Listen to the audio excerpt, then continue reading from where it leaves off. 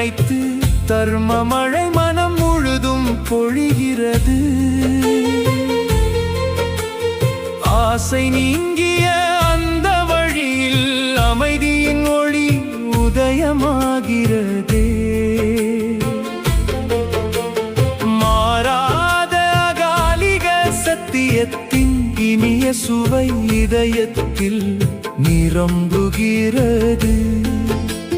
துக்கத்தை அணைக்கும் மார்க்கம் உள்ள நிர்மலமான தம்மத்தை சரணடைகிறேன்.